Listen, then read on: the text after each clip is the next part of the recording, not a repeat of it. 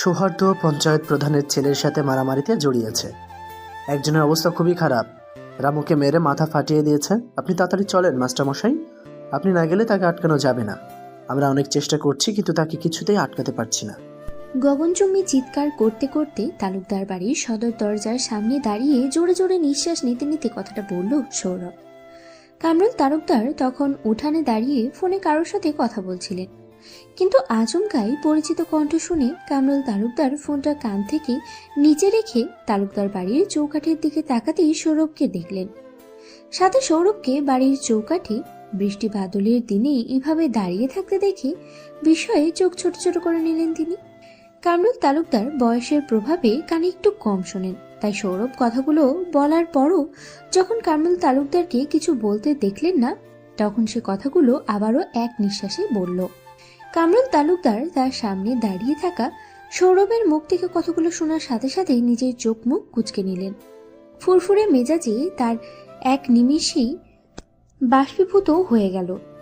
সৌহার্দ্য এখানে কখন এলো? তার তো এখন ঢাকাতে থাকবার কথা তাহলে। আর এখানে আসলেও রামুদের সাথে মারামারি কেন করেছে তার সৌহার্দ্য? কামরুল তালুকদার সৌরভের কথাগুলো শুনে আপন মনে কিছুক্ষণ ডুবে থেকে নিজের কাছেই প্রশ্নগুলো করলেন।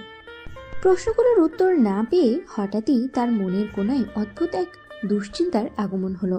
তিনি নিজের চোখে চশমাটা নাকের উপর থেকে ঠেলে দিয়ে আবারও চোখের উপরে তুলে দিয়ে অবিশ্বাস্য কণ্ঠে তার সামনে দাঁড়িয়ে থাকা মানুষটাকে জিজ্ঞেস করে উঠলেন, সত্যি সৌহার্দ্য কাউকে মেরে মাথা ফাটিয়ে দিয়েছে? স্কুল মাঠ থেকে এক প্রকার নিজের নিঃশ্বাস বন্ধ করে কোথাও বিন্দু মাত্র না দাঁড়িয়ে এক নিঃশ্বাসে তালুকদার বাড়িতে দৌড়ে এসে কামরুল তালুকদারের এমন প্রশ্ন শুনে দীর্ঘশ্বাস ছাড়ল সৌরভ। সে নিজের মুখে একরাশ বিরক্তি টেনে ছোট ছোট করে বলে উঠল, শুধু মাথা ফাটায়নি, এতক্ষণে হাত পাও মনে হয় ভেঙে ফেলেছে। কামরুল তালুকদার সৌরভের কথা শুনে নিজের হাতে থাকা ফোনটা নিজের পাঞ্জাবির পকেটে রেখে কিছু চিন্তা করতে লাগলেন। ঠিক তখনই সেখানে সাজ এসে উপস্থিত হলো। সাজ নিজের রুমে বসেই পড়ছিল। সাজের রুমে জানালা থেকে তালুকদার বাড়ির সদর দরজা দেখা যায়। সে সেখান থেকে সৌরভকে বৃষ্টি বাদলের দিনে এমনভাবে তালুকদার বাড়িতে হাজির হতে দেখে পড়ার টেবিল ছেড়ে উঠে চলে এসেছিল। সৌরভ এভাবে বৃষ্টি মাথায় এখানে দৌড়াতে দৌড়াতে কেন এসেছে তা জানবার কৌতূহল সে কিছুতেই ধরে রাখতেই পারল না, তাই নিচে এসে উপস্থিত হলো। কিন্তু নিচে এসে সৌরভের বলা তথাকথিত কথাগুলো যেন বিশ্বাস করতে পারল না সাজ। সৌহার্দ্য ভাই কাউকে মারতে পারে? শুধু মার না, মেরে মাথা ফাটিয়ে দেওয়ার মতো মার? সাজে যেন কিছুতেই সৌরভের কথা বিশ্বাস হচ্ছে না। সৌহার্দ্যের এমন রূপের বর্ণনা শুনে সাজের মায়াবী দুই চোখে লেপটে আসলো একটা ভয় কাতুরে ভাব। ছোটবেলা থেকেই সে মারামারিতে জমের মতো ভয় পায়। সাজ তার সামনে দাঁড়িয়ে থাকা মানুষটার দিকে নিজের অবিশ্বাস্য দৃষ্টি নিক্ষেপ করে কৌতূহলী কণ্ঠে বলে উঠল, তুমি কি বলছো সৌরভ ভাই? সৌহার্দ্য ভাই এখানে কখন আসলো? সৌরভ তার সামনে গুটিসুটি মেরে দাঁড়িয়ে থাকা সাজের কথা শুনে সাজের দিকে তাকালো।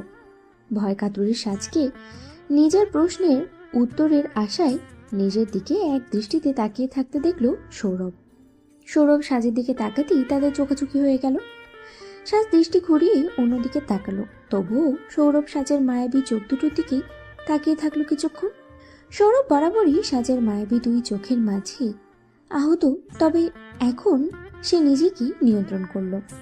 সাজকে নিজের উপর থেকে দৃষ্টি সরিয়ে নিতে দেখে সৌরভ দীর্ঘশ্বাস ফেলল। সেও নিজের দৃষ্টি সরিয়ে কামরুল তালুকদারের দিকে নিক্ষেপ করে।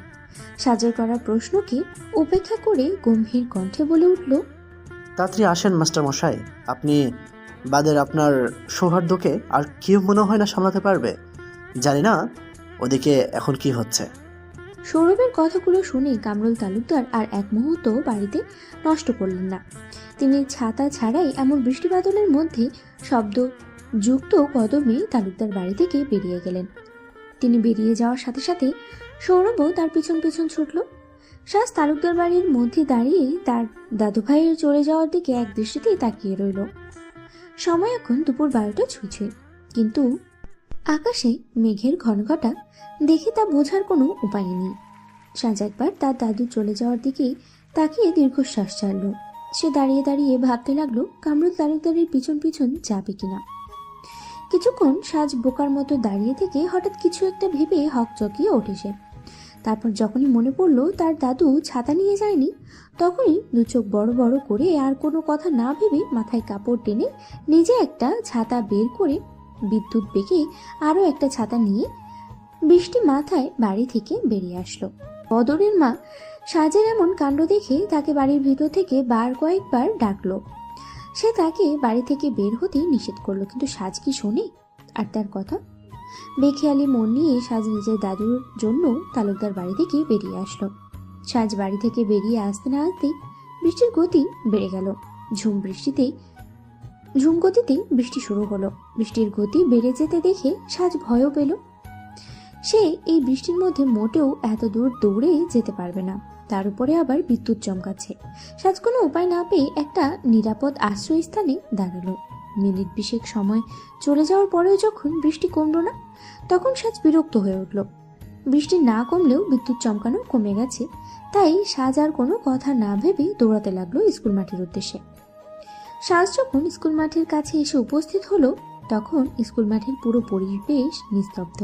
পঞ্চায়েত প্রধানের ছেলের অবস্থা কেবল বেহাল, তার নাক মুখ দিয়ে রক্ত পড়ছে। তার সাথে থাকা তার সাঙ্গপাঙ্গরা এক প্রকার মাটিতে লুটিয়ে পড়ে হাহাকার করছে। তাদের এমন অবস্থা দেখে সাজ না চাইতেও মনে মনে খুশি হলো। এই ছেলেগুলো যে এই গ্রামের সবচেয়ে অভদ্র আর অসভ্য তা গ্রামের সকলেই জানে। এরা আজ কয়েকদিন অনেক বেড়ে গিয়েছিল।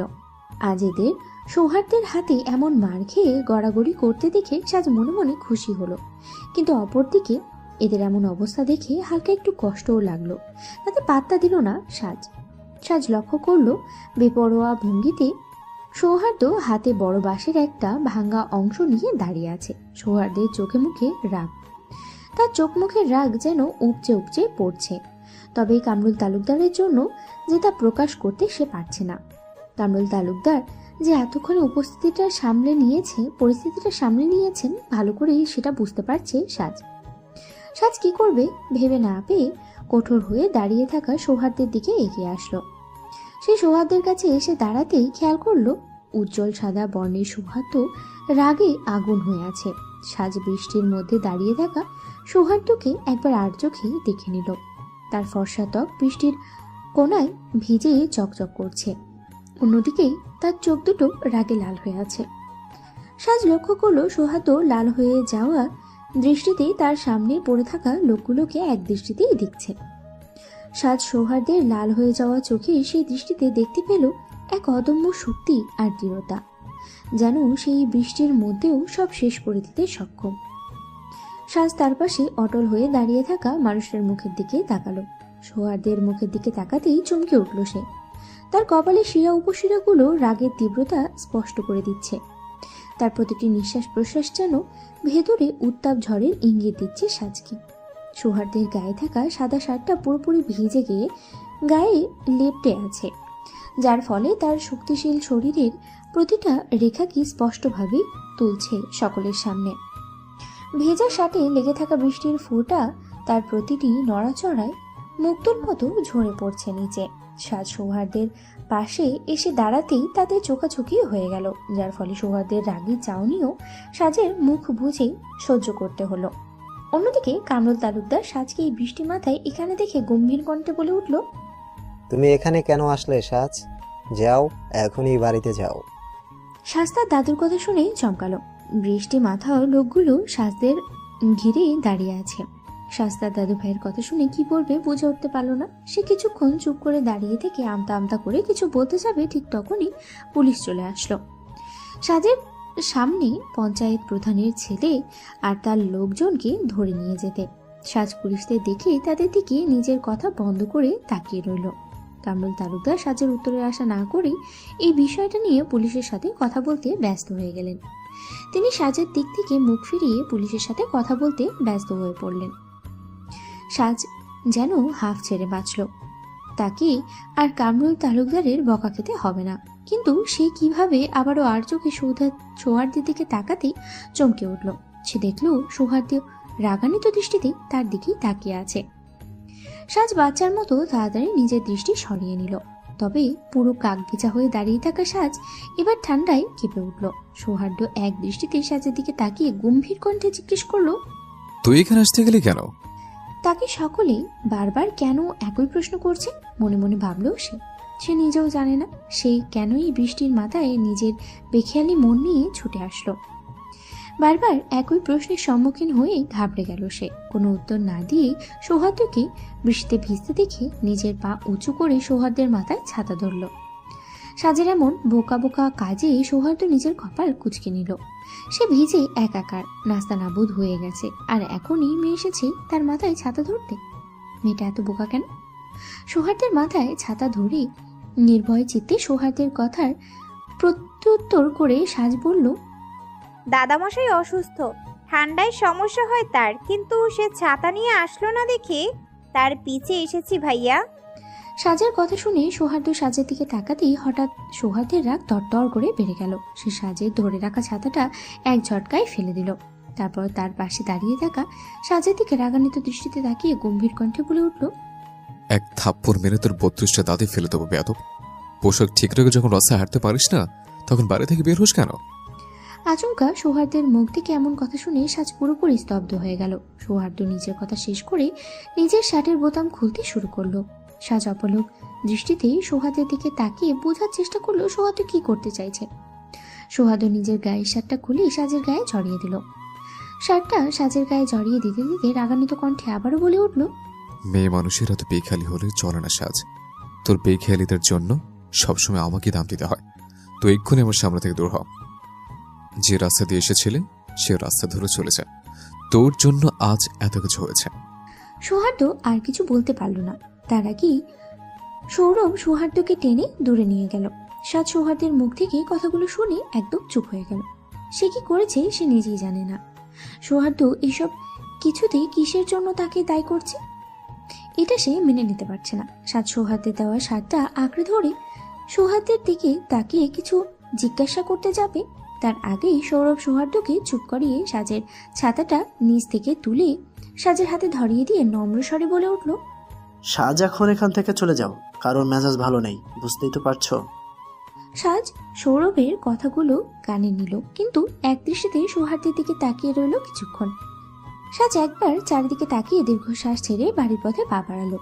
সাজ বাড়িতে এসে তালুকদার বাড়ির চৌকাঠে দাঁড়াতে না দাঁড়াতেই পিছন থেকে কেউ বলে উঠল, গাধি, তুই এভাবে বাইরে গিয়েছিলি এই বৃষ্টি মাথায়? সৌহার্দ্য মাঝের মাঝখানে দাঁড়িয়ে আছে। চারপাশেই পরিবেশ খুঁটিয়ে খুঁটিয়ে বোঝার চেষ্টা করছে। তার চারপাশে জমে থাকা গ্রামের মানুষদের দৃষ্টি সে এড়িয়ে যেতে চাইলেও তাদের চোখের শীতল দৃষ্টি তার দিকে তীব্র হয়ে উঠেছে। সৌরভ এসবের কিছুতেই ধার ধরছে না, বরং আজকে ভীষণ বিরক্ত। এমন বিরক্ত তাকে জেঁকে ধরেছে যে সে তা মুখে বলে প্রকাশ করা তার পক্ষে সম্ভব না। মনটা ভারী হয়ে আছে। কোনো অজানা অস্বস্তিকতা তার ভেতর থেকে কামড়ে ধরছে। তার চোখ তখন দাদুজানের দিকে নিবদ্ধ। কামরুল তালুকদার চারপাশের মানুষের সাথে কথা বলছেন, পরিস্থিতি শান্ত করার চেষ্টা করছে। সোহাদের দৃষ্টি তার দিকে স্থির। সোহাদের দৃষ্টি কামরুল তালুকদারের দিকে নিবদ্ধ ছিল। ঠিক তখনই তার ফোনটা বেজে উঠল। ফোনের শব্দ তাকে বাস্তবতায় ফিরিয়ে আনলো। পকেট থেকে ফোন বের করে রিসিভ করতেই তার কানে ভেসে এলো পরিচিত কণ্ঠস্বর। কোথায় তুই?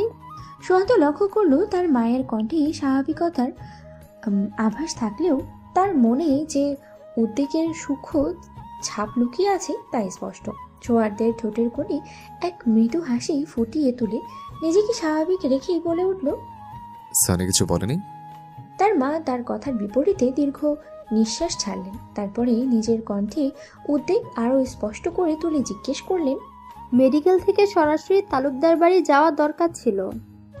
এসে সব বলছে আম্মু। সৌহার্দ্য তার মায়ের প্রশ্নের উত্তরের সংক্ষিপ্ত জবাব দিয়ে উক্ত কথাটা বলল। সৌহার্দের মা কিছুক্ষণ চুপ থেকে পুনরায় প্রশ্ন করে উঠলেন, তা কয়দিনের জন্য গিয়েছিস?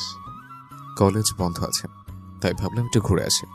সৌহার্দ্য তার কথাটা শেষ করবে তার আগেই তার মায়ের তীক্ষ্ণ স্বর ভেসে এলো। তিনি তীক্ষ্ণ স্বরে বলে উঠলেন, তুই যেতে পারিস সেইখানে, কিন্তু যাওয়ার আগে আমাকে একবার বললে কি ক্ষতি হতো? চিন্তা হয় না আমার? সোহাগ তার মাকে শান্ত করার জন্য দ্রুত শান্ত কণ্ঠে বলে উঠল, আম্মু, আমি তো এইমাত্র এসে পৌঁছালাম। ঘরে ঢুকতে না ঢুকতে তুমি কল করলে। আমি একটু পরেই কল দিতাম তোমাকে। সোহাগের মা তার কথাগুলো শুনে এবার কিছুটা নরম হয়ে জিজ্ঞেস করে উঠলেন, বাবা মশাই কেমন আছেন? ভালো আছে। সোহাগের কথাটা শেষ হতেই তার মা আবারও কৌতূহলী কণ্ঠে জিজ্ঞেস করে উঠল, অন্যরা? সবাই ভালো আছে আমার মা জননী। সোহাগের কথা শুনে তার মা একটু হাসলো, তারপরে মৃদু কণ্ঠে বলে উঠল, ঠিক আছে, আমি একটু বাইরে যাচ্ছি, পরে কথা বলবো। সাবধানে থাকিস বাবু। মায়ের উদ্বিগ্নময় কণ্ঠ শুনে সৌহার্দ্য ঠোঁট চেপে হালকা হাসলো, ফোনটা কেটে দিয়ে দীর্ঘশ্বাস ফেলল। তার মায়ের অস্থিরতা আর উদ্বেগের কথা ভেবেই সে এতক্ষণ মিথ্যে কথাগুলো এত অনায়াসেই বলে দিল। যদি তার মা জানতে পারে সে এখন ঠিক কেমন পরিস্থিতির মধ্যে দাঁড়িয়ে আছে, তাহলে তার মা তার জন্য চিন্তা করত। তারপর যদি অসুস্থ হয়ে যেত তখন? সৌহার্দ্য আর ভাবতেই পারছে না, তাই সে মিথ্যে কথাটাই বলল। মায়ের সাথে মিথ্যাটা তার মনের উপরে ভার করে চেপে বসলো, কিন্তু মায়ের স্বস্তির জন্য সে তা বয়ে বেড়াতে প্রস্তুত হয়ে নিল নিজেকে। সৌহার্দ্য ফোনটা পকেটে রেখে দাদাজানের দিকে একবার তাকালো। কামরুল তালুকদার এখনো চারপাশের মানুষের সাথে কথা বলছেন, তাদের উত্তেজনা প্রশমিত করার চেষ্টা করছেন। গাধি, তুই এভাবে বাইরে গিয়েছিলি এই বৃষ্টি মাথায়? সাজ যখন সৌহার্দ্যের শার্টটা খুলে তা নিচে রেখে হাতে থাকা ছাতাটা বন্ধ করছিল, ঠিক তখনই হঠাৎ ল্যাভেন্ডার কালারের একটা কামিজ পরে কাক ভেজা হয়ে বাড়িতে প্রবেশ করলো তাসনিয়া। তার বাড়িতে প্রবেশ করতে করতে সাজকে উদ্দেশ্য করে কথাগুলো বলে উঠল সে। সাজ তাসনিয়ার কথাটা শুনেই নিজের হাতের কাজটা করতে করতে একবার ঘাড় ঘুরিয়ে তাসনিয়াকে দেখে নিল। সে তাসনিয়ার কথা শুনে নিজের মুখে বিরক্তি ফুটিয়ে তুলে ধরে বলল, জানিস সৌহার্দ্য ভাই আজ কি করেছে? তাসনিয়া ফ্লোরে ঝুঁকে তার ছাতাটা নিচে রেখে নিজের পায়ে জুতাটা খুলে নির্দিষ্ট স্থানে রাখতে রাখতে বলে উঠল, জানি সব, এই ঝড় বৃষ্টির মধ্যে ভাইয়া যে ওদের এমন শোচনীয় অবস্থা করবে ভাবিনি আমি। ঠান্ডা বাতাসে সাজের শরীরে কাঁপুনি দিয়ে উঠল। হিম জড়ানো ঠান্ডা হাওয়া সাজের মুখশ্রী একদম ছোট হয়ে গেল। তাসনিয়া সাজকে একবার ভালোভাবে লক্ষ্য করলো। বৃষ্টির পানিতে সাজ একদম ভিজে গেছে, যার ফলে তার গায়ের সাদা রঙের কামিজটার সবকিছু ভালো করেই বোঝা যাচ্ছে। এই মেয়েটাকে নিয়ে সে কি করবে? মনে মনে কথাটা ভেবেই তাসনিয়া নিজের মুখ কুঁচকে সাজের হাতের দিকে তাকাতেই নিজের ভ্রু কুঁচকে নিল। তার সাদা কামিজটার হাতের কাছে হালকা লাল লাল ছাপ। সাজের বাঁশের মতো সরু হাতগুলো এমন লালচে দাগ দেখে তাসনিয়া অবাক হলো। সে সাজের হাত টেনে নিজের হাতে রেখে মৃদুস্বরে জিজ্ঞেস করে উঠল, এটা কি করে হলো সাজ? হাত কেটেছিস কি করে? সাজ এতক্ষণ দাঁড়িয়ে দাঁড়িয়ে নিজের জগতেই ডুবে গিয়েছিল, কিন্তু হুট করে তাসনিয়ার কথা শুনে সাজ নিজের হুঁশে আসলো এবং নিজের কাটা স্থান ঢেকে রাখার অক্ষুণ্ণ চেষ্টা করতে করতে বলে উঠল, তেমন কিছু না ভাই, পড়ে গিয়ে চোট পেয়েছি। তাসনিয়া সাজের কাছ থেকে এমন একটা উত্তর শুনে চুপ করে দাঁড়িয়ে রইল। এখন তার সত্যি সত্যি মেয়েটার উপরে রাগ হচ্ছে। এই মেয়েটাও না। তাসনিয়ার সাথে সাইদও বাড়িতে প্রবেশ করছিল। এই ঝড় বৃষ্টির মধ্যে তাসনিয়াকে সে কলেজ থেকে আনতে গিয়েছিল, কিন্তু বাড়ির কাছে আসতেই হঠাৎ তার ফোন বেজে উঠলে সে বাইরে দাঁড়িয়ে কারোর সাথে কথা বলছিল। কিন্তু কথা শেষ হয়ে গেলে সাইদ যখন তাসনিয়াদের সামনে চলে আসলো তখন তাসনিয়া ঘাবড়ে গেল। তাসনিয়া সাইদকে তাদের দিকে আসতে দেখে এই বৃষ্টি বাদলের দিনেও শুকনো ঢোক গিলল। কি করবে বুঝতে না পেরে সে তাড়াতাড়ি সাজের সামনে দাঁড়িয়ে পড়ল। সাজের কামিজ ভিজে তার শরীরের অধিকাংশ স্থানই স্পষ্ট দেখা যাচ্ছে, তাই সাজকে যেন সাইদের সামনে কোনো লজ্জাজনক পরিস্থিতিতে পড়তে না হয় তাই সে সাজের সামনে এসে দাঁড়িয়ে রইল। সাইদ একবার তাদের দুজনের কাণ্ড দেখে কোনো কথা না বলে বাড়ির ভিতরে ঢুকে গেল। তারপরে সাজ আর তাসনিয়া এভাবে এখনো ভিজা অবস্থায় বাইরে দাঁড়িয়ে আছে বলে পেছনে না ফিরতে সামনের দিকে যেতে যেতে কর্কশ কণ্ঠে বলে উঠল, তোরা দুই হাদা এখানে দাঁড়িয়ে আছিস কেন? যা তাড়াতাড়ি তোদের রুমে গিয়ে জামা পাল্টে নে। সাইদ আর কোনো কথা না বলে তাড়াতাড়ি নিজের রুমে চলে গেল পোশাক পরিবর্তন করার জন্য। সাইদের কথা শুনে সাজ আর তাসনিয়া নিজেদের রুমে যাওয়ার জন্য পা বাড়াতেই পথিমধ্যে তাদের দুজনের পা থমকে গেল। তাসনিয়া সাজের হাতের দিকে তাকিয়ে মৃদু কণ্ঠে বলে উঠল, রুমে গিয়ে জায়গাটা পরিষ্কার করে মলম লাগাবি সাজ। সাজ তাসনিয়াকে নিজের জন্য চিন্তা করতে দেখে মুখে হাসি নিয়ে মৃদু কণ্ঠে বলে উঠল, আরে তুমি এত চিন্তা করছো কেন? আমি দেখছি বিষয়টা। সাজের কথাটা শেষ হতে না হতেই তাসনিয়া ব্যঙ্গ করে বলে উঠল, তুই আর নিজের খেয়াল রাখবি? আমাকে কি বোকা পেয়েছিস? তাসনিয়ার কথাটা শুনেই সাজ চোখ ছোট ছোট করে বলে উঠল, তাসনিয়া, চুপ যাবে আদব মহিলা। আচ্ছা, দাদামশাই দেখেছে তোকে এ অবস্থায়? নিজের মনে বিশাল কৌতূহল নিয়ে জিজ্ঞেস করলো তাসনিয়া। সাজ তাসনিয়ার কৌতূহল মিটিয়ে মৃদু কণ্ঠে বলে উঠল, হুম। সাজের ছোট্ট করে বলাটা শুনে তাসনিয়া নিজের চোখ বড় বড় করে নিল। তারপরে মৃদু কণ্ঠে বলে উঠল, হায় আল্লাহ, মেয়ে তোর কপালে দুঃখ আছে দেখিস।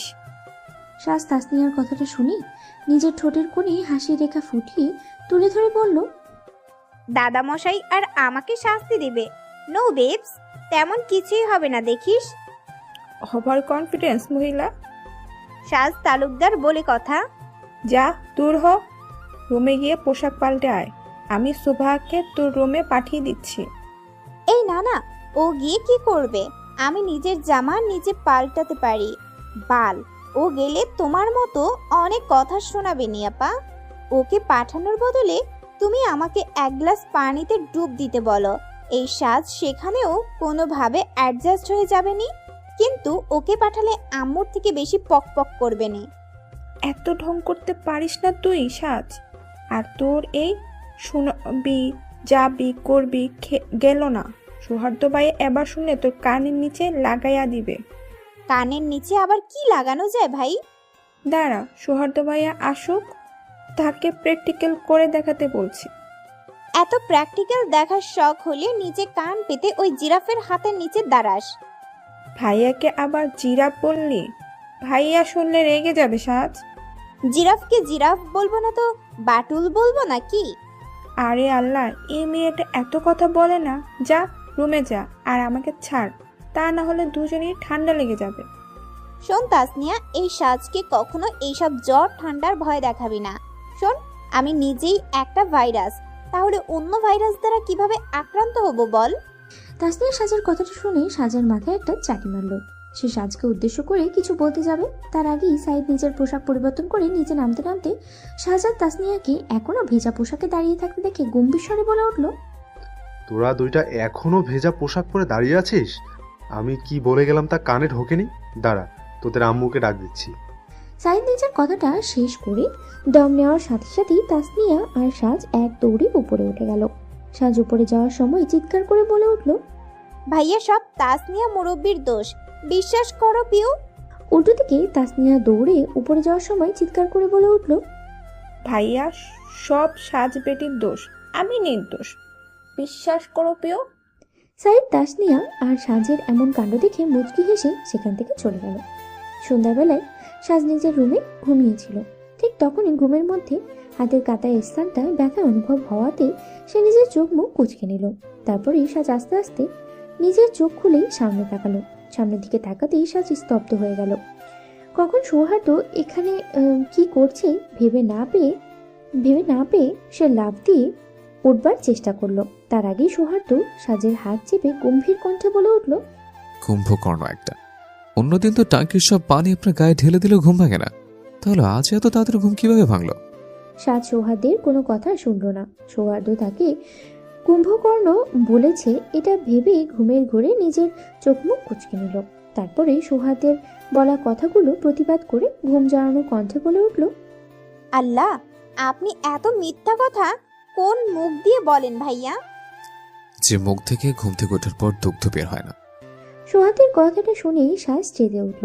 সে নিজের মুখটা আরো একটু খুলে মুখের বাতাস সৌহার্দ্যের দিকে ঠেলে গম্ভীর স্বরে বলে উঠল, আমি তো জানতাম আপনি মানুষ। আপনি ফেরেশতা হলেন কবে? ওরা সব ধরনের না পাখি থেকে মুক্ত, কিন্তু আপনি তো ইবলিশ একটা। আর তুই হলি এই ইবলিশের বউ। সাজ সৌহার্দ্যের কথাটা শুনে নিজের মুখের বিরক্তির ছাপ নিয়ে কিছু বলতে যাবে, তার আগেই সৌহার্দ্য সাজের হাতটা কোমলভাবে তুলে নিয়ে নিজের হাতের উপরে রেখেছে মলম লাগাবে বলে। কিন্তু হঠাৎই সাজের কাটা স্থানে জ্বালা করে উঠলে সে বিদ্যুৎ পেকে তার সামনে বসে থাকা মানুষটার দিকে চোখ বড় বড় করে তাকালো। সৌহার্দ্য সাজের কাটা স্থানে ফু দিতে দিতে মলম লাগিয়ে দিচ্ছে।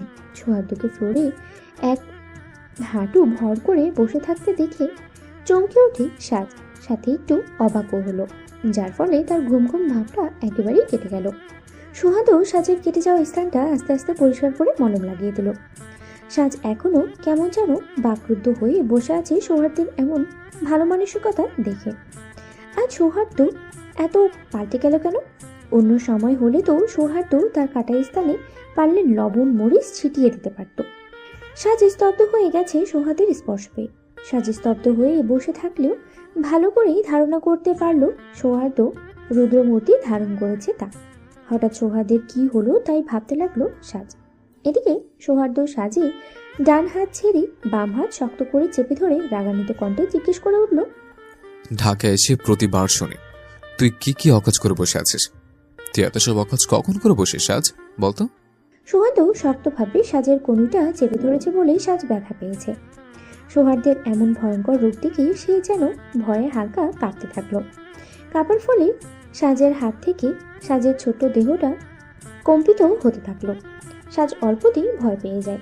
তাই সেই সৌহার্দ্যের এমন রূপ দেখে অত্যন্ত কষ্টের সাথেই বলে উঠল, হাত ছাড়ুন, আমার লাগছে। সাজের কথা শুনে সৌহার্দ্যের যেন কোনো পরিবর্তন হলো না, বরং সে আরও সুদৃঢ় হাতে সাজের কনুই চেপে ধরল। সৌহার্দ্যের হাতটা বাঁধন আগে থেকে আরো দৃঢ় হলে সাজ ব্যথায় মুচড়িয়ে উঠল। আবার সৌহার্দ্য কর্কশ কণ্ঠে সাজকে জিজ্ঞেস করে উঠল, ওই বুড়ো লোকের প্রেম প্রস্তাবে রাজি হলি কেন? তোর মা জানে তোর কীর্তি কলম? জানাবো আমি? সৌহার্দ্যের একটা কথায় মাথা ভো ভো করতে থাকলো সাজের। তার মা যদি জানতে পারে সে এই বুড়োর সাথে এমন ফালতু মজা করেছে, তাহলে যে তার মা তাকে মেরে চামড়া ছুলে রোদে শুকাতে দেবে তা ভালোভাবেই জানে সে। সাজ সৌহার্দ্যের দিকে ভয় ভয় চোখে তাকিয়ে বলে উঠল, আম্মুকে কিছু বলেন না ভাইয়া, বললে আমার শরীরে আর চামড়া থাকবে না। সাজ মৃদু কণ্ঠস্বর শুনে সৌহার্দ্যের মেজাজ এখন আগের থেকে অনেকটা ঠান্ডা হলো। আজ সাজের জন্য তার হাত পায়ে ব্যথা হয়েছে, এর প্রতিশোধ তো সে নিয়েই ছাড়বে মনে মনে ভাবল সৌহার্দ্য। সাজকে একটু ভয় দেখানোর জন্য সৌহার্দ্য বলে উঠল, এত বড় কাজ করে আবার নির্লজ্জের মতো বলছিস আম্মুকে বলো না ভাইয়া। সাজ পড়ে গেছে ঝামেলার মধ্যে। সে কাল একটু বেশি উত্তেজিত হয়ে কাদের সাহেবের গালে দুখানা চুমু দিয়ে বসেছিল। কাদের সাহেব তাদের গ্রামের একজনই সম্পর্কে সাজের দাদা হয়। বয়স তার ৮০-র কাছাকাছি। ছোটবেলা থেকে কাদের সাহেব সাজকে, সুভাকে আর তাসনিয়াকে দেখলে বড় বউ ছোট বউ করে ডাকত, কিন্তু ইদানিং কাদের সাহেব কোথা থেকে আই লাভ ইউ শিখেছে, আর সাজকে দেখলেই ছোট বউ আই লাভ ইউ বলে ওঠে। সাজ হেসে উড়িয়ে দিল, কাল যখন তাদের গাছ থেকে কাঁচা আম চুরি করতে গিয়ে ধরা খেয়েছিল, তখন সাজ কাদের সাহেবের হাত থেকে বাঁচতে গিয়ে তাকেও ঢং করে আই লাভ ইউ বলে ফেলে।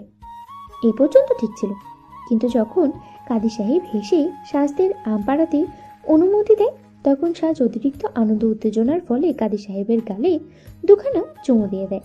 কিন্তু এ ঘটনা কিভাবে সৌহার্দ্য জানতে পারলো? জানতে পেরে সে এসেছে এখন তাকে ভয় দেখাতে। কথাটা ভেবে সাজ বিরক্তিতে নিজের মুখ কুঁচকে নিল। তারপরে সাজ সৌহার্দ্যের শক্ত বাঁধন দেখে নিজের হাত সরিয়ে চোখ ছোট ছোট করে বলে উঠল, ভাইয়া এবারের মতো ক্ষমা করে দাও, আর হবে না। হাট দূর হতো, তোর ভাইয়া কি আবার বড় খানদানি টাকাওয়ালা আছে বলে ওর প্রস্তাবে রাজি হয়ে গেলি সাজ? কে কিসে রাজি হয়েছে কেলা? আমি তো ভুলে চুমু দিয়ে দিয়েছি। আর কাদির দাদা ভালো অনেক, সে বুঝেছে আমার ব্যাপারটা।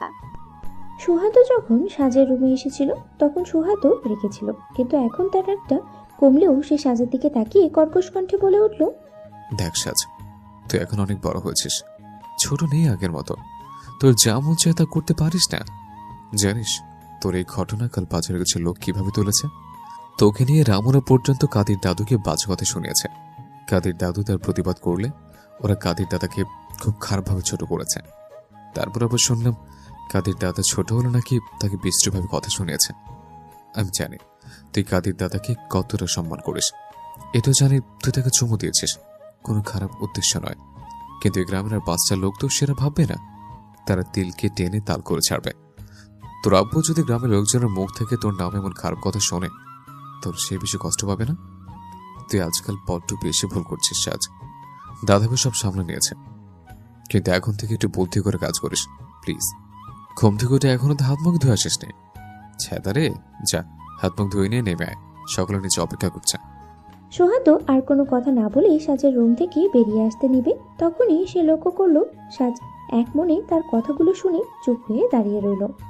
তার মাথাটাও নিচু হয়ে গেল। সোহাদ বিষয়টা বুঝতে পেরে রুম থেকে বের হলো না। সে স্বাভাবিক কণ্ঠে বলে উঠল, আমার কথা বুঝতে পেরেছিস? বালতি আক্তার বদনা। সোহাদের মুখ থেকে নামটা শুনে সাজ নিজের চোখ মুখ কুঁচকে নিল। সে নিজের চোখ মুখ কুঁচকে বলে উঠল, যে কি বিশ্রী নাম!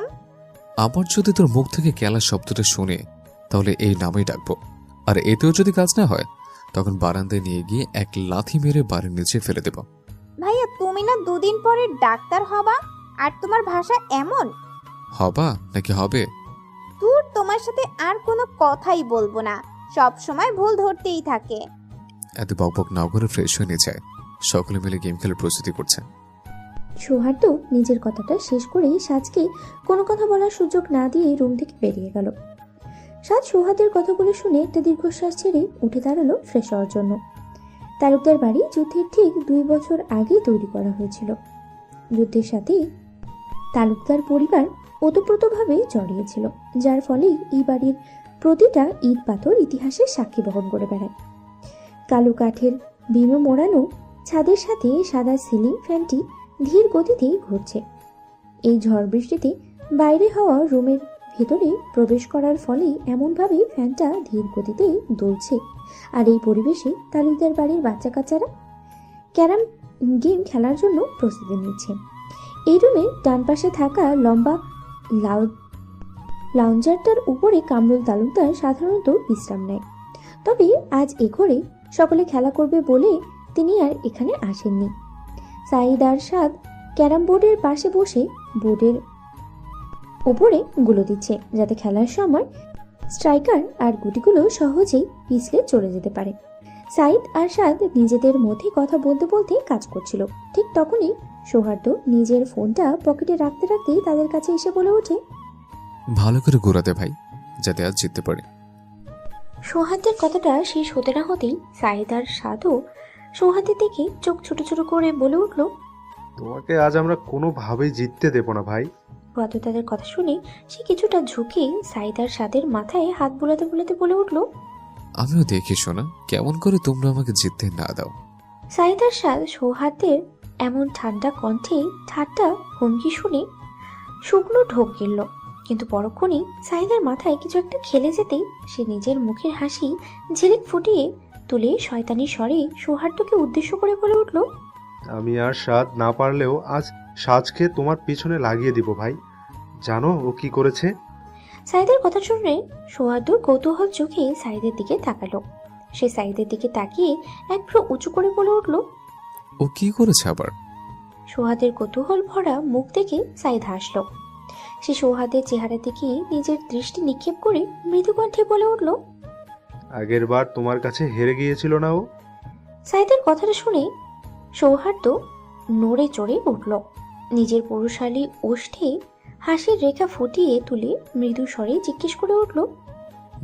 তো সৌহার্দ্যের কৌতূহল দেখে সাঈদ আবারও মৃদু কণ্ঠে বলে উঠল, তুমি চলে যাওয়ার পরে প্রতিদিন বিকালবেলায় দাদু ভাইকে নিয়ে ক্যারাম খেলতে বসেছে। এই কয়েকদিন সে দাদু ভাইয়ের কাছ থেকে ক্যারাম খেলার সব খুঁটিনাটি জিনিস শিখে নিয়েছে, তোমাকে এবার হারাবে বলে। সাঈদের কথাটা শেষ হতে না হতেই সৌহার্দ্য নিজের ঠোঁটের উপরে আরেক ঠোঁট চাপা দিয়ে তাদের দুজনের দিকে তাকিয়ে বহু কষ্টে নিজের হাসিটা চেপে রেখে ফিসফিস করে বলে উঠল, তাই নাকি?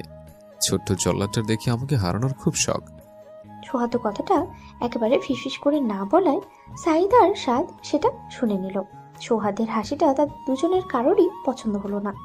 যা হয়েছে সব সৌহার্দ্যের জন্যই হয়েছে। সৌহার্দ্যের জন্য তাদেরকে ঝামেলা পোহাতে হয়েছে। তাই নিজের মনে জমে থাকা অভিমানটা সাদ এতদিন পরেই বড় ভাইকে কাছে পেয়ে মৃদু কণ্ঠে বলে উঠল, সব তোমার জন্য হয়েছে ভাই। তুমি যদি সেবার আপু হেরে যাওয়ার পরে এতগুলো কথা না শোনাতে, তাহলে ও এমন কিছুই করতো না। সাইদের কথাটা শুনে সৌহার্দ্য দীর্ঘ নিঃশ্বাস ছাড়ল, তারপরে মৃদু কণ্ঠে বলে উঠল, পাগল, আমি তো মজা করছিলাম ওর সাথে। আমরা জানি, কিন্তু তুমি জানোই তো সাজের তার ছেঁড়া। এভাবে না বললেও হতো। কেন? আমি যাওয়ার পরে কোনো ঝামেলা করেছি নাকি? ঝামেলা বলে ঝামেলা, যে ঝামেলার কোনো শেষ নেই এমন ঝামেলা। যেমন? কোনটা যে আগে বলি? আচ্ছা, এটাই শোনো। প্রতিটা দিন আমাকে না বলে সাতকে টেনে আনবে ক্যারাম খেলার জন্য।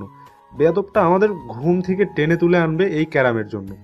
তার নাকি প্র্যাকটিস করতে হবে, তা না হলে সে তোমাকে হারাতে পারবে না। সাইদের কথাগুলো শুনে সৌহার্দ্য মৃদু হাসল, তারপর সাইদের পিছনে লাগতে বলে উঠল, একটু না হয় ওর সাথে তোরা প্র্যাকটিস করে নিতিস। মজা করো না তো ভাই। ঘন্টার পর ঘন্টা কে বসে ওর সাথে গেম খেলবে? আমাদের আর কোনো কাজ নেই নাকি? জল্লাটা কেমন খেলে এখন? আগের থেকে অনেক ভালো। আজই দেখে নিও, তোমার প্রতিদ্বন্দ্বী হিসেবে ভালো। তোরাও না সবগুলো পাগল। আচ্ছা, তোর এই কাজটা শেষ করতে থাক, আমি রুম থেকে আসছি। সৌহার্দ্য নিজের কথাটা শেষ করে সাইদার সাদের উত্তরের অপেক্ষা করল না। সে দ্রুত পায়ে রুমে চলে গেলে আর সৌহার্দ্য চলে যেতেই বাকি দুইটা নিজের কাজে মনোযোগ দিল। শ্রাবণ মাসের সূচনা। মেঘেরা যেন পুঞ্জীভূত ক্রোধ নিয়ে দল বেঁধে আকাশ জুড়ে জমাট বেঁধেছে। আকাশের বুকে মেঘের গর্জনে পৃথিবী যেন স্তব্ধ হয়ে আছে। মেঘমেলা কখনো রৌদ্ররূপে বজ্রপাত ঘটাচ্ছে, আর কখনো নিঃশব্দে চারপাশ ঢেকে দিচ্ছে কালো আধারে।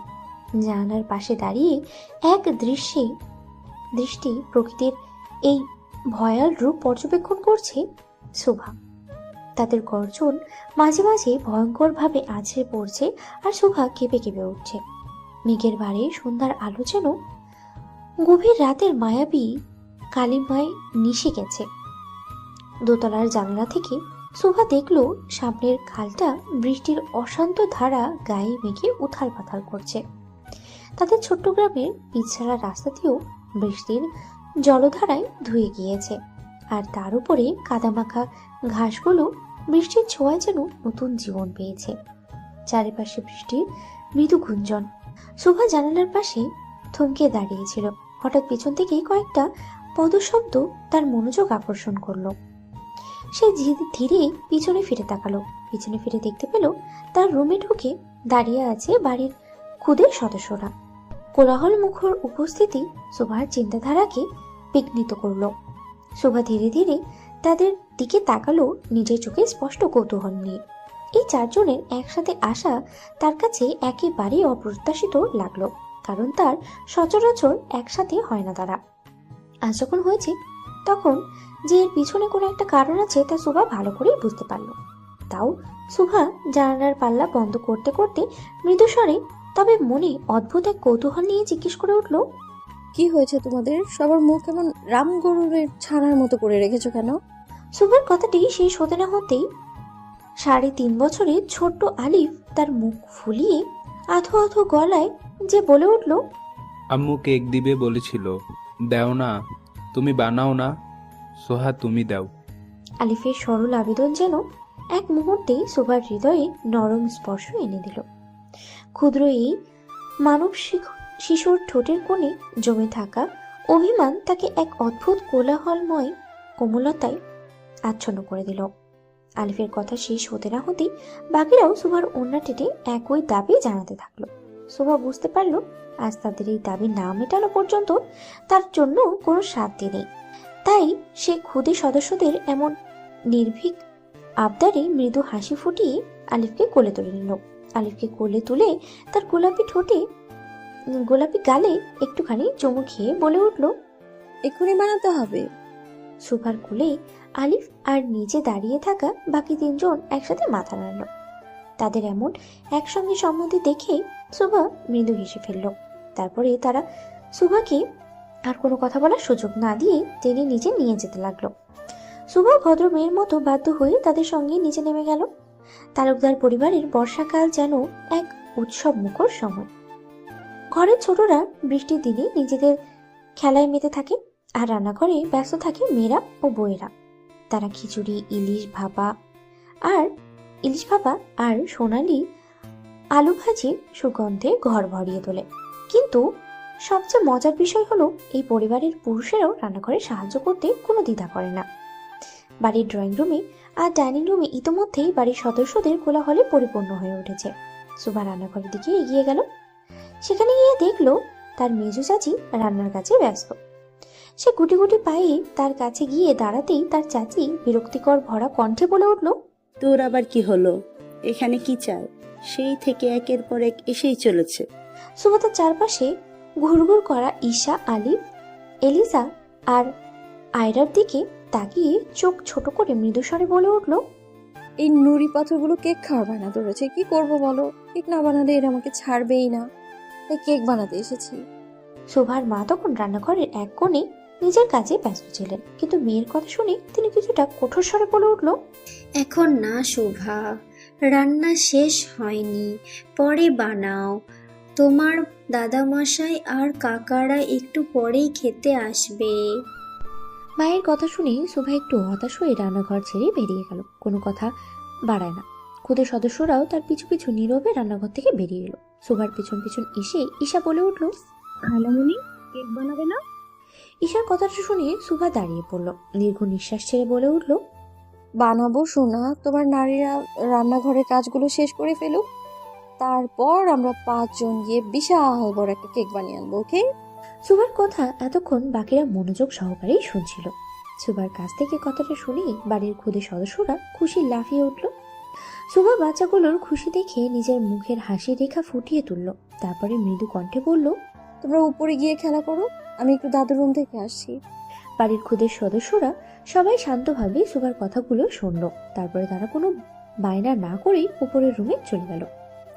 বাড়ির বাচ্চাগুলো উপরে যাওয়া পর্যন্ত শোভা তাদের দিকে এক দৃষ্টিতে তাকিয়ে রইল।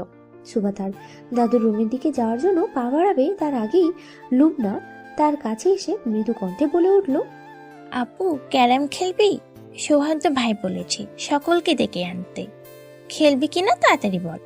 শোভা লুবনার কথা শুনে মৃদু হাসল। তারপরে সে লুবনাকে মাথা নাড়িয়ে খেলবে বলে হ্যাঁ উত্তর দিল।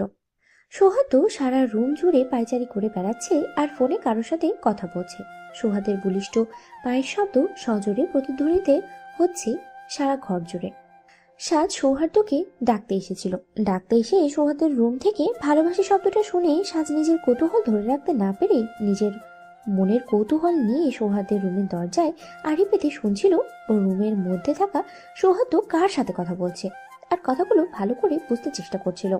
সৌহার্দ্য কথা বলা শেষ করে নিজের ফোনটা পকেটে রেখে রুম থেকে বের হয়ে নিচে যাওয়ার জন্য যখনই রুমের দরজাটা কাছে এসে তা খুলে দিল, তখনই নিজের চোখে মুখ কুঁচকে নিল।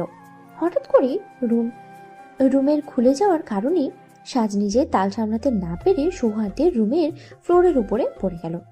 সাজ নিচে পড়ে যাওয়ার সাথে সাথে হকচকিয়ে উঠল। সে নিজের শরীরের ভারসাম্য হারিয়ে ধপ করে মাটিতে পড়ে গেল। নিচে পড়ে যাওয়ার সাথে সাথেই সাজ হাতে ব্যথা পেল। সে ব্যথায় নিজের চোখ মুখ কুঁচকে ব্যথা পাওয়ার স্থানটা ডলতে লাগলো।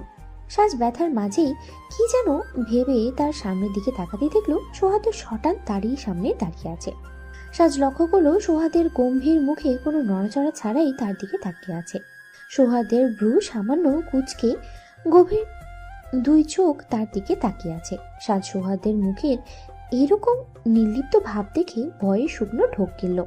যে কি করবে বুঝতে না পেরে ধীরে ধীরে কাতস্বরে বলে উঠল, সরি, আমি সাজে নিজের কথা শেষ করতে না দিয়ে সৌহার্দ্য গম্ভীর স্বরে জিজ্ঞেস করে উঠল, কি করছিলে এখানে?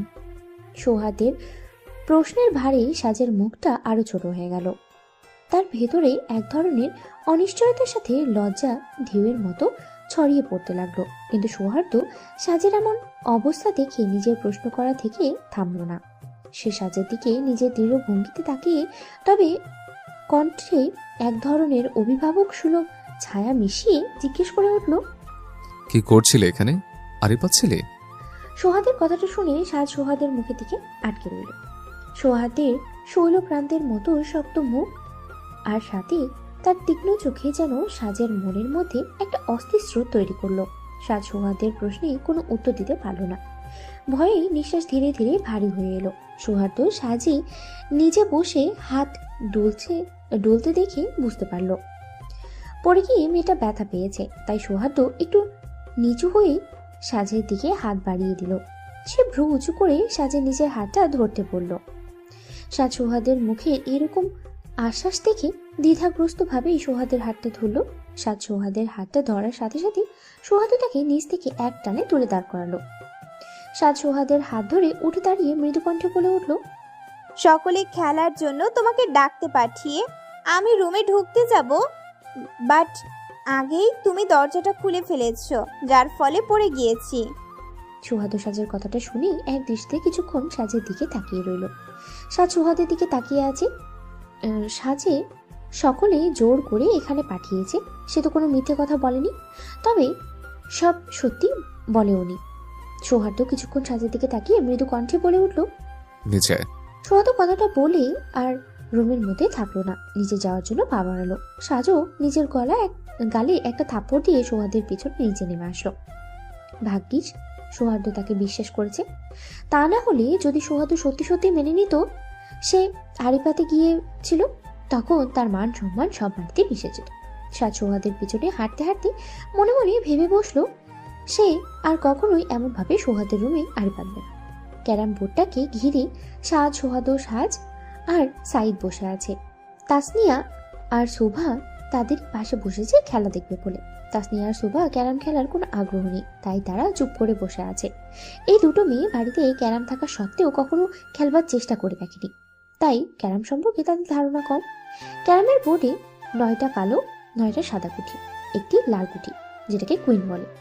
বোর্ডের মাঝখানে বরাবরই ত্রিভুজাকারে সাজানোর জন্য সাইদ নিজের হাতের গুড়া ছাড়া দিতে তাসনিয়াকে উদ্দেশ্য করে বলে উঠল, সারাদিন ফোন না টিপে সাজের মতো দাদু ভাইয়ের কাছ থেকে গেমটা শিখে নিলে তো এখন খেলতে পারতিস। তাসনিয়া সুভার সাথে কথা বলছিল, ঠিক তখনই নিজের ভাইয়ের কথাটা শুনে সে বিরক্তি চোখ মুখ কুচকে নিল। তারপর নিজের মুখ বাঁকিয়ে বলে উঠল, নিজের চরকে তেল দে ভাইয়া, আমার পিছনে লাগতে আসিস না। তাসনিয়া, সম্মান দিয়ে কথা বল। সারাদিন খায় দায় আর ফোন টেপা। ক্যারামটা শিখলে কত ভালো হতো। তোকে আর সাজে আজ হারিয়েই ছাড়তাম। নিজের জিতবার ঠিক নেই, আমাদের হারানোর শখ কত। সাইদ তাসনিয়ার কথা শুনে তাসনিয়ার মাথায় একটা চাটি মেরে বলে বসলো, बहना आगे आगे देखो होता है क्या। तुम मुझे अंडर एस्टिमेट मत करना। आज मैं ही जीतूंगा, क्योंकि आज मैं सौहार्दो भाई को हराकर कैरम का चैंपियन बनूंगा। সাইদের কথা শুনে সাজ হেসে বলে ফেললো, চ্যাম্পিয়ন হওয়ার আগে স্ট্রাইকারটা ঠিক করে ধরতে শেখো নাকি? সাজের কথাটা শুনে সেখানে উপস্থিত সকলেই হেসে উঠল, কারণ সকলেই জানে সাইদ ক্যারাম তেমন একটা ভালো খেলতে পারে না, আর সবসময় নতুন কোনো ভাবে গুটি পকেটে ঢোকানোর জন্য স্ট্রাইকারটা যেভাবে ধরে, যা দেখে সকলে হাসতে বাধ্য হয়ে যায়। সাজের কথাটা শুনে সাইদ নিজের নির্লিপ্ত দৃষ্টিতে সাজের দিকে চোখ পাকিয়ে তাকিয়ে রইল। এদিকে সৌহার্দ্য এক চুমুক কফি নিয়ে হালকা হাসি দিয়ে বলে উঠল, আজ কিন্তু আমি কাউকে ছাড় দিব না, সবগুলোকে হারিয়ে ছাড়বো। রেডি থাকিস তোরা। সৌহার্দ্যের কথাটা শেষ হতে না হতেই সাজ সঙ্গে সঙ্গে বলে উঠল, দেখা যাবে। আমি কিন্তু আজ তোমাকে সমান সমান টক্কর দিব ভাইয়া। তুই টক্কর দিবি আর আমরা বসে বসে দেখে যাব নাকি? ছোট ছোট চোখ মুখ করে বলে ফেলল সাইদ। সাইদের সাথে সাদও মাথা নাড়ল। সাদ কিছু বলতে যাবে তার আগেই সুভা বলে ফেলল, সুভা কথাটা শেষ হতে না হতেই তাসনিয়াও সকলকে উদ্দেশ্য করে বলে ফেলল, তোরা যাই বল না কেন, আজ কিন্তু সৌহার্দ্য ভাইয়াই জিতবে। সাজ গুটির দিকে নজর দিয়ে সকলের কথা শুনছিল। তাসনিয়ার কথাটা শুনতেই সাজ চোখ পাকিয়ে তাসনিয়ার দিকে তাকালো। সে তাসনিয়ার মাথায় চাটি মেরে ব্যঙ্গ করে বলে উঠল, আমার বান্ধবী হয়ে তুই এমন নেমখারামি মূলক কথা কিভাবে বলতে পারিস? শয়তান মেয়ে একটা। সাজের কথাটা শেষ হলে তাসনিয়া নিজের মাথায় হাত বুলাতে বুলাতে বলে উঠল, বেয়াদব, আমার যা মনে হলো আমি তাই বললাম, এখানেও দোষ। সাজ তাসনিয়ার কথাটা বলে তেলে বেগুনে জ্বলে উঠে, কিন্তু বলতে যাবে তার আগেই সৌহার্দ্য গুটিগুলো হাতে নিয়ে বলে উঠল, এসব কথা বাদ দাও, গেম শুরু করো। গেম শুরু করলে দেখা যাবে কে জিতবে। সৌহার্দ্যের কথা শুনে সকলেই চুপ হয়ে গেল। সাত টস করল। টস করে এবারও সৌহার্দ্য প্রথমে খেলার সুযোগ পেল, যা দেখে বাকিরা নিজের মুখ কুচকে দিল, কিন্তু সৌহার্দ্য হেসে উঠল। সৌহার্দ্য স্ট্রাইকার হাতে তুলে নিল। ক্যারাম বোর্ডের উপরে বিজ্ঞদের মতো লাইনটা মেপে নিয়ে ব্রেক শট দিল। টক, সব গুটি ছড়িয়ে পড়ে। কালো একটা গুটি ঠিকঠাক পকেটে ঢুকে গেল। সৌহার্দ্য মুচকি হাসল। দারুণ শুরু ভাই। সাজ সৌহার্দ্যের খেলা দেখে নিজের উত্তেজনা চেপে রাখতে না পেরে চিৎকার করে উক্ত কথাটা বলে উঠল। সৌহার্দ্য সাদের এমন চিৎকার শুনে মুচকি হাসল। সাদের কাছে বিরক্ত হলো। কি সুন্দর নিজের দলের মানুষ অন্য পক্ষের মানুষের গুণগান গাইছে, যা সাজের পছন্দ হলো না। সাজ দীর্ঘ নিঃশ্বাস ছেড়ে বলে উঠল, এটা তো হওয়ার কথা ছিল, তাহলে এত চিৎকার করার কি আছে সাদ? সাদ নিজের দৃষ্টি সৌহার্দ্যের হাতের দিকে দিয়ে মৃদুকণ্ঠে বলে উঠল, চুপ করো চাচাপু।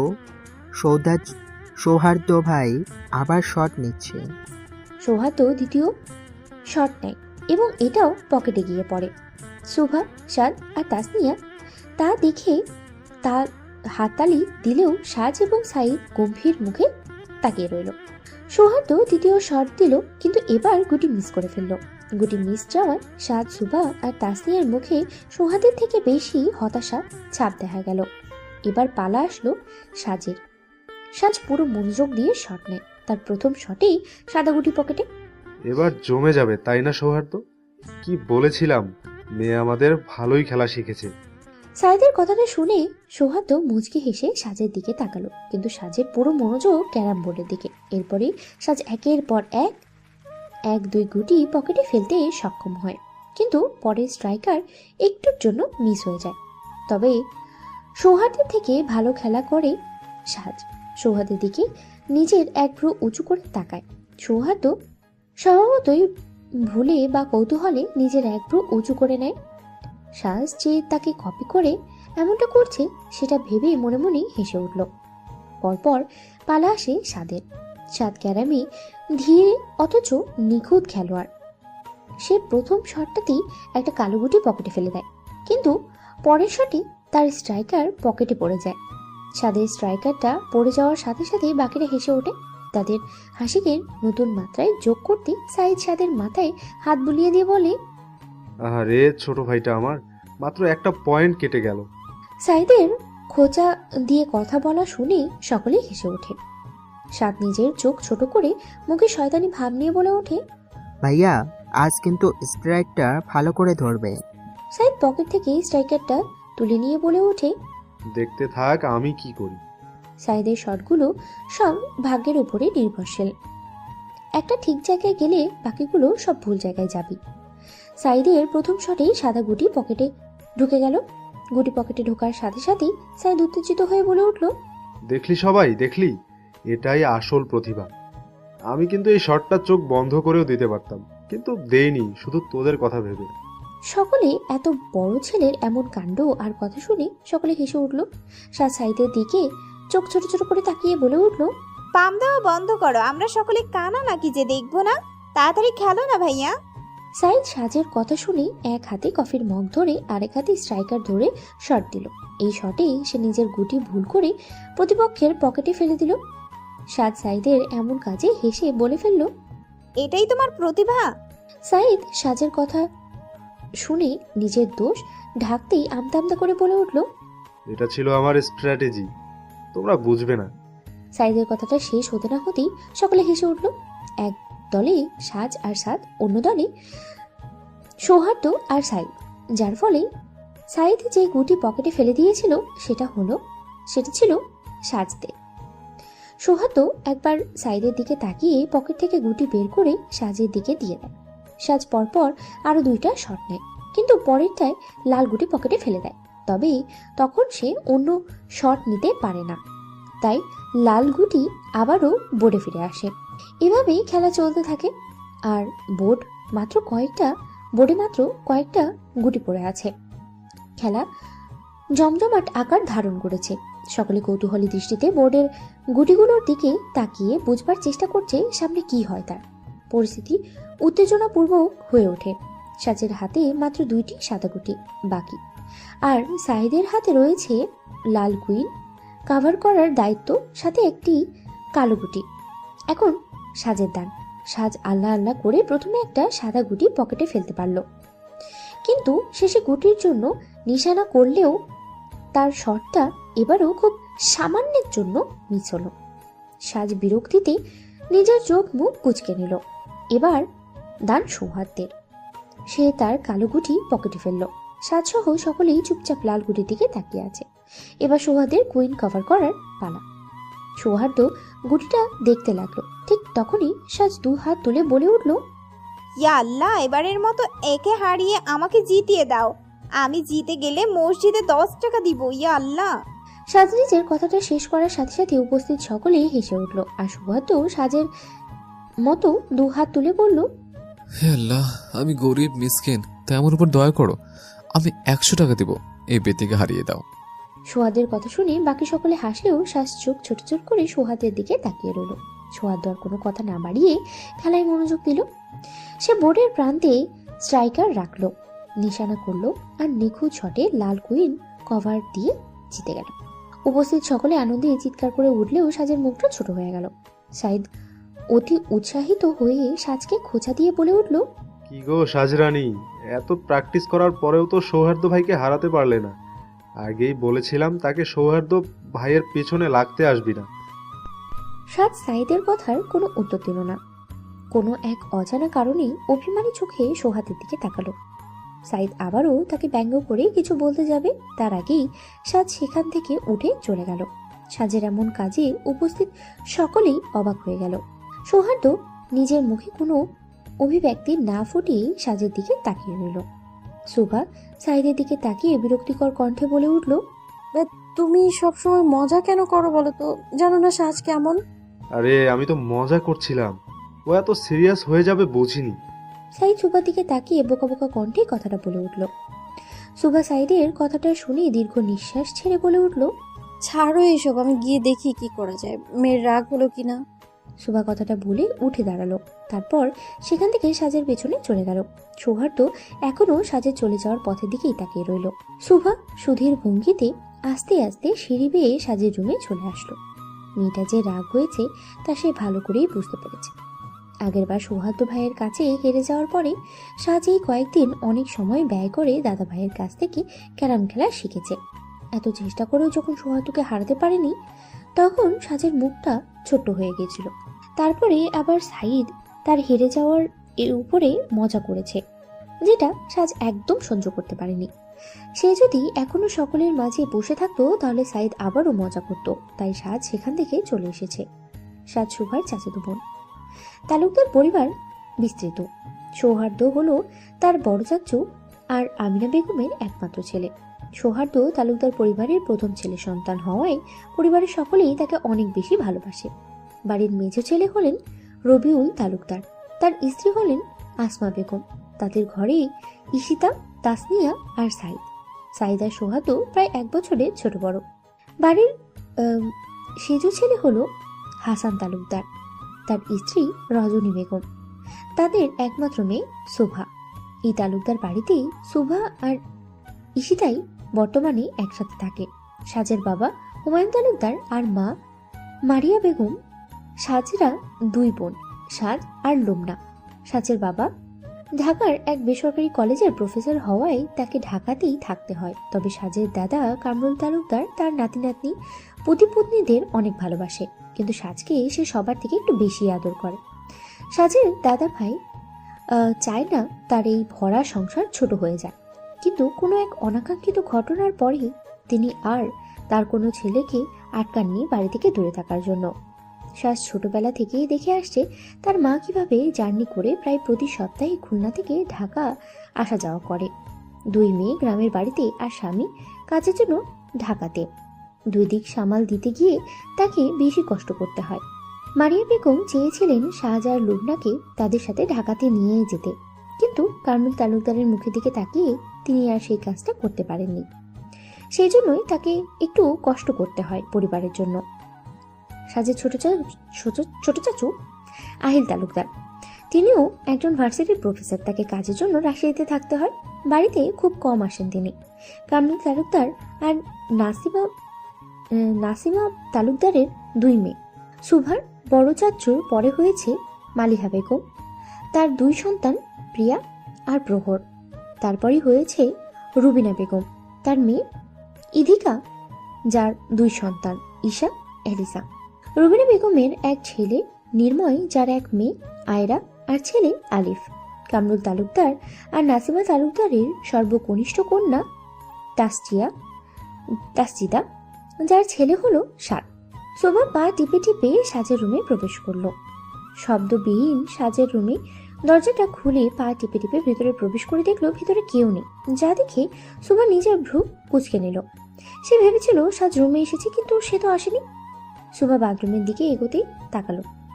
সে গভীর দৃষ্টিতে সেখানে তাকিয়ে বোঝার চেষ্টা করতে লাগলো সেখানে কেউ আছে কিনা, কিন্তু কিছুক্ষণ তাকিয়ে থাকার পরে সে বুঝলো বাথরুমে কেউ নেই।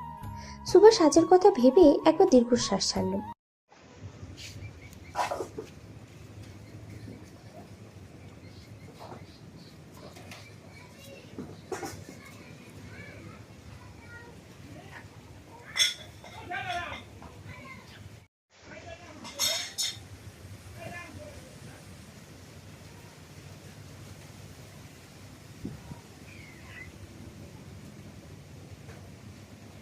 এইভাবে না দিলা এই নুন গাছ একবারে বেছে নেই।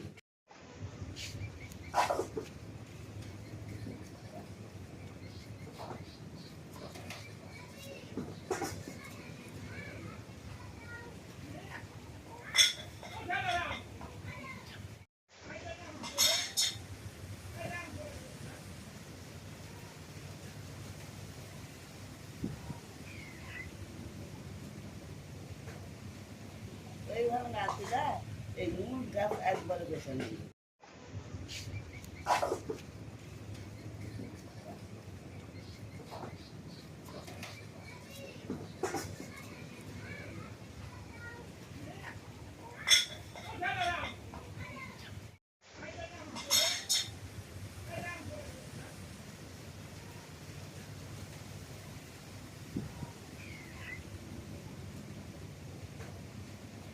এইভাবে না দিলা এই নুন গাছ একবারে বেছে নেই।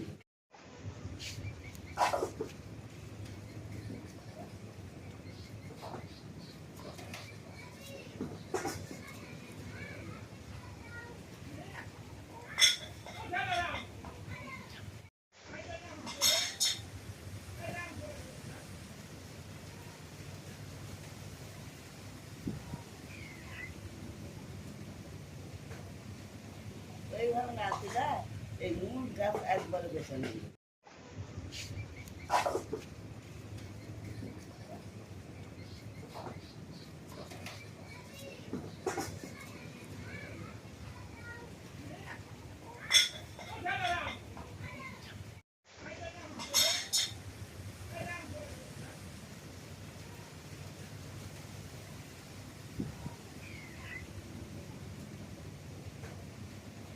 এইভাবে না দিলা এই নুন গাছ একবারে বেছে নেই।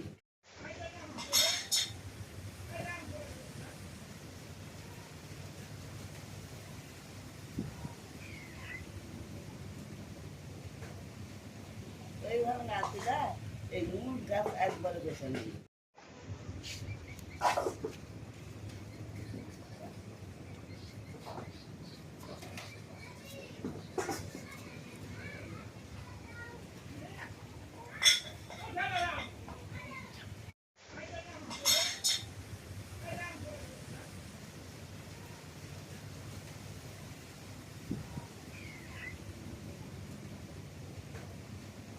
এইভাবে না দিলা এই নুন গাছ একবারে বেছে নেই।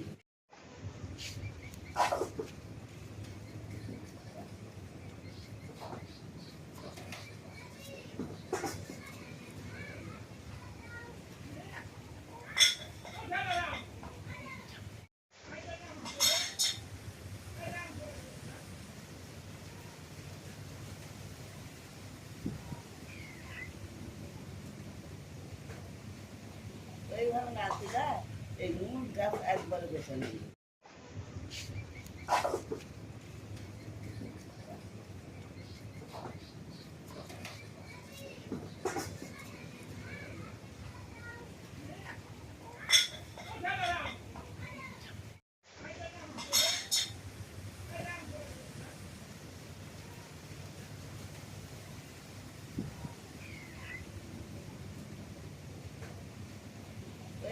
গাছে যায় এই নুন গাছ একবারে বেছে নেই।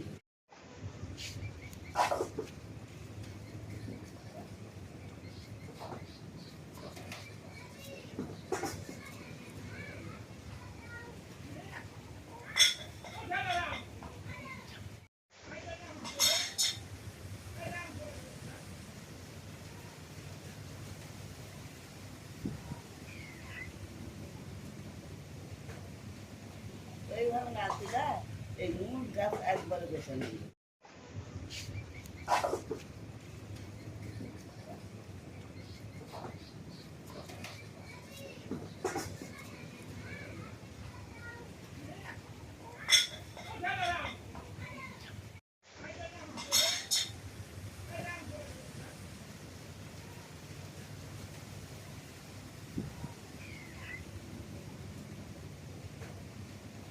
এইভাবে নাচতে যায় এই নুন গাছ একবারে বেছে নেই।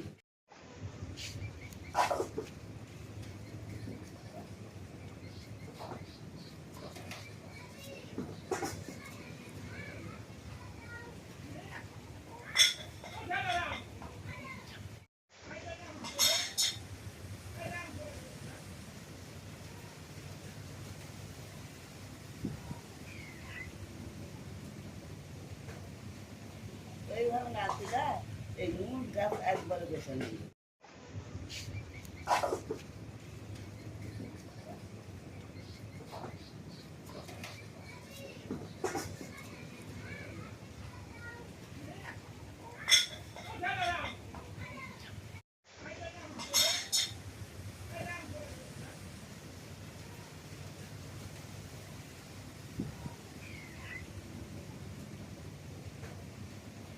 এইভাবে নাচতে যায় এই নুন গাছ একবারে বেছে নেই।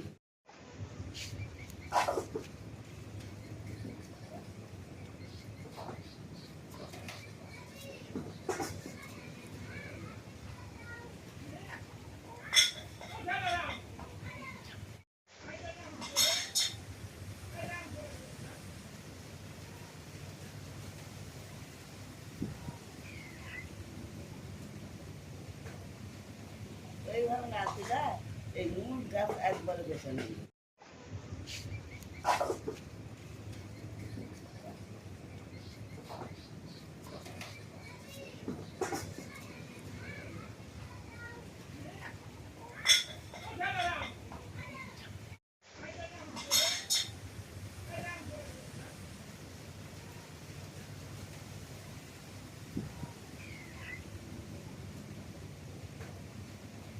এইভাবে নাচতে যায় এই নুন গাছ একবারে বেছে নেই।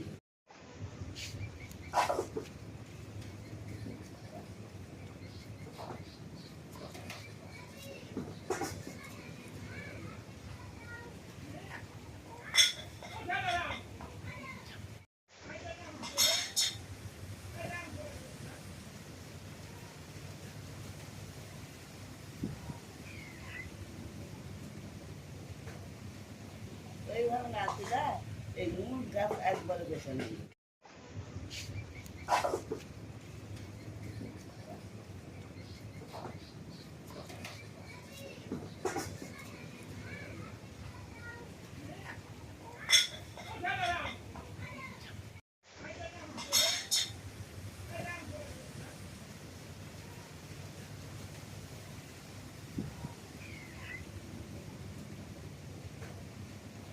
এইভাবে নাচতে যায় এই নুন গাছ একবারে বেছে নেই।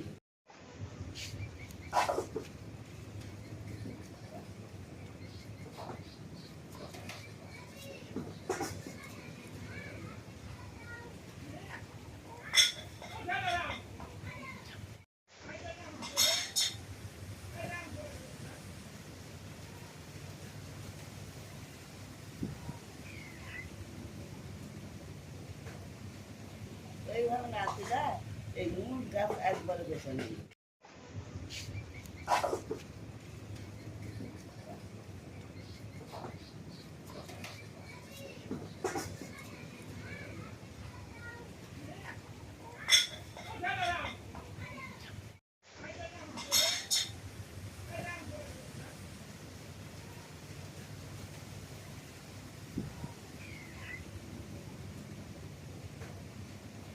এইভাবে না দিলে এই নুন গাছ একবারে বেছে নেই।